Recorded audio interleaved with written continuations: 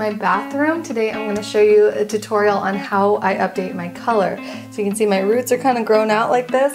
We're going to do the roots blonde, and then I'm going to give a purple tint to all over the hair. So here's a look at what I'm going to be using. I have a 20 volume developer, and then I have this Kaleidocolors lightener, and I like the purple shade, violet, and then a mixing bowl and a brush. For the purple tint, I'm using Manic Panic in Ultraviolet along with the Pastelizer to make it a lighter, more pastel shade of purple. And I have another mixing bowl for that. This is going to be a two-step process, so let's get to the bleaching first. So when I bleach my hair, I choose to avoid the bottom half. So usually I part it from the ears all the way up to around here in the back. You see that?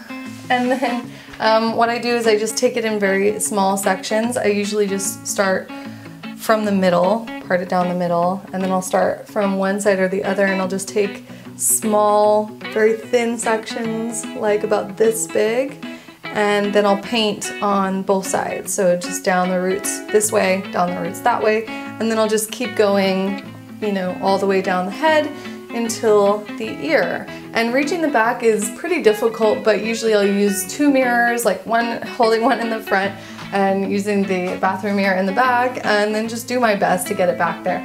Once all the bleach is in, I'll use my fingers to kind of massage. That way there's no lines of demarcation. It's all blended in. And I've been doing this for years and it works really well. So I'll get right to it and show you how it's done. First step is to take some of the powdered lightener and then mix it with the developer, and I don't measure this, I just mix it to get the right consistency. And you want to start with a small amount because you can always make more and you don't want it sitting around for the long time. Fresher is better, so you want to put it on your head right after mixing it. And I apologize, you can't really see, but I need to use the mirror when doing this part, but I'm about to turn and show you. Here's what the roots look like. It ends up looking like a stripe where you're painting on both sides. This part does take a while, and you're going to have to go section by section and take your time with it, and usually I take over the bathroom for like an hour. So here my husband's asking me how long I'm going to be, and I'm laughing because it's going to be a while. But I keep on going, just sectioning off small pieces. I would say all in all the application takes about 20 minutes or so, and you want to factor that into the processing time because it does start processing immediately. Here I'm getting all the way down to the bottom. You can see I go all the way to the ear on both sides. So that's it. I've got all the roots done. I'm going to take the brush and I want to make sure that I get all these front parts. So I usually just touch up right around the face, and then I'll check to make sure that I got everything in the back, and then what I'm going to do is just like massage it in, like I said, to make sure there's no lines or no spots.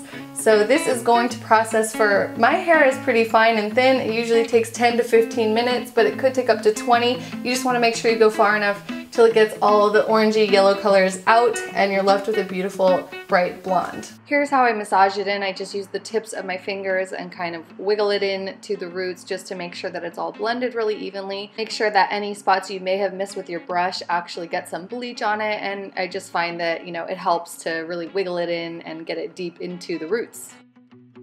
You may be wondering if I wear gloves while I do this. The answer is no, I don't wear gloves. I don't mind if a little bleach gets on my fingers. It can be drying, but it's not like I'm doing this every day. So it's really not that big of an issue. If you want to wear gloves, you can, but I am so used to this that I don't tend to get a lot on my hands anyway. So that's why I don't wear gloves.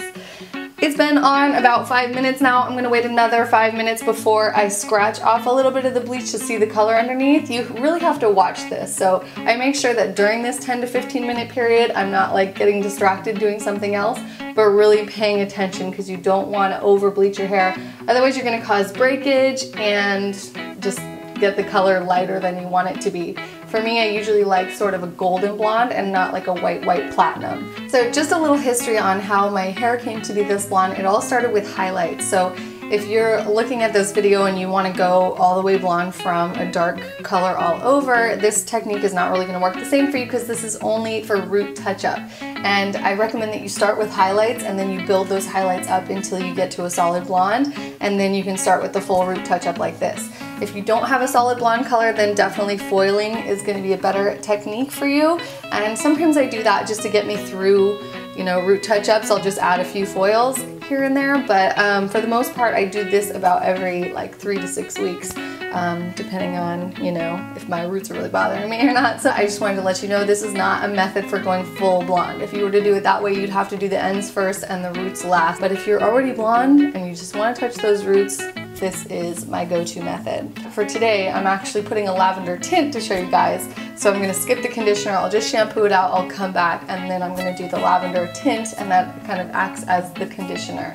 So now that we've got the roots all the way blonde, I know they look a bit yellowy, but don't be alarmed, this is just part of the process. The toning is what happens next. So I'm going to mix my purplish lavender hair color and then apply it on, and you'll see what happens next. Check out this color wheel here. This is going to show you that a violet blue is the direct opposite of the yellow orange. That's why I don't worry if there's yellowy orange tones after bleaching, because just a bit of this lavender tone is going to cancel it out and make a beautiful blonde.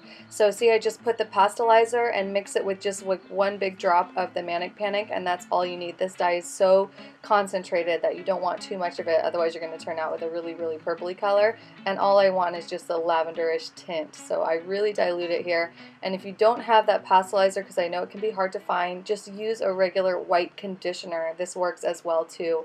Here I'm just applying it all over the hair evenly, and you can see I'm using my hands again without gloves. I don't mind if my hands are a little bit purpley for a day. It definitely comes off quickly and it's not that big of a problem. So I just apply all over, put my hair in a big top bun, let it sit for about 25 to 30 minutes, and then I shampoo it out, and here is the final results. Manic Panic washes out pretty quickly. It will no longer look purpley after about 4 to 5 shampoos, but then you can use a purple shampoo as your regular toner to keep up the neutral colored blonde.